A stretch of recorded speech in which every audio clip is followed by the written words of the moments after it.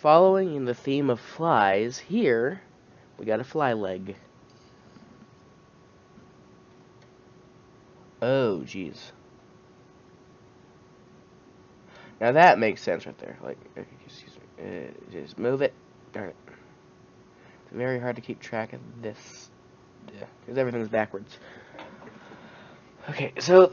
Oh, let me turn the chair. Okay. That makes sense with the legs, because if you think about it, flies do kind of go everywhere. They go on the walls, the ceilings, floors, people, animals, poop. So having the spikes at the end of the feet do make sense. One thing I'm interested in is, why are most insects hairy? Like, what purpose does that serve? Because I'm pretty sure it doesn't work at insulation, considering... Yeah, I mean... Like, it wouldn't work. Like...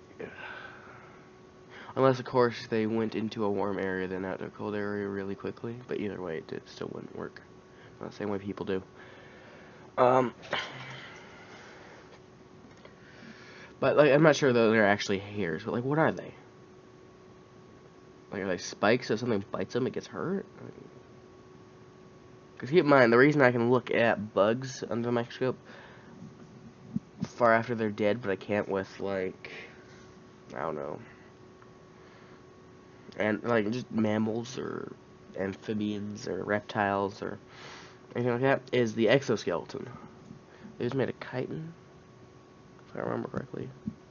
Well, anyway, it stays together roughly, while the other animals don't. I'll be back. I had to fix the thing. Okay, I don't know what's going on. Oh, it's the edge of the. Thought that was the leg at first. No, it's just the edge of where it connects to the middle again. Now, another question would be, what is that for? Like, what is... Okay, right in the middle... Darn it. Right in the middle of the screen, right there.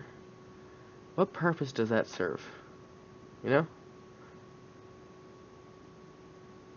If you know, please tell me, because I'm curious. Because, again, my knowledge of bugs is not enough to keep track of all the little parts like that.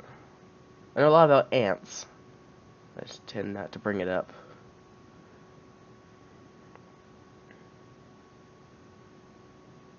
And again, ants and flies are not the same thing.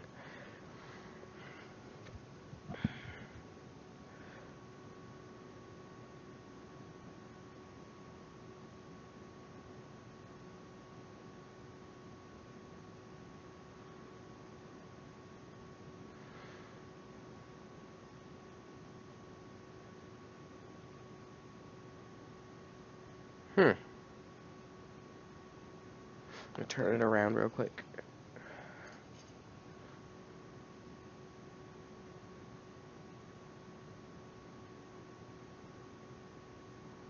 Yeah.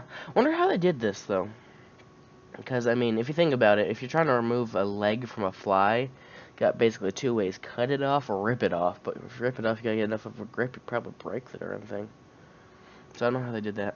Or unless they grabbed it right at the end where it got separated and then kind of just... That makes sense. Of course, they could have done lasers or something. I don't know. I don't know how any of this was done just because of the fact that it's a... It's hard to explain. But yeah.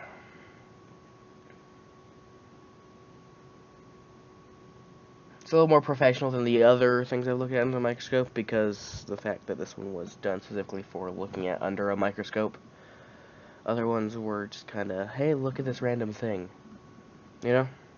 Like, for example, one with a chemistry set that had a microscope in there, but it had like two things that were kind of just shoved in there because, hey, let's add this feature.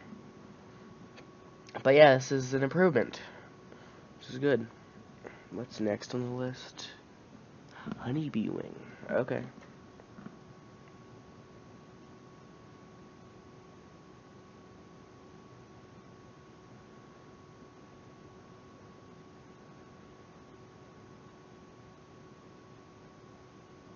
Okay, it lagged again. I don't know why the microscope keeps doing that, but yeah. That was a fly leg.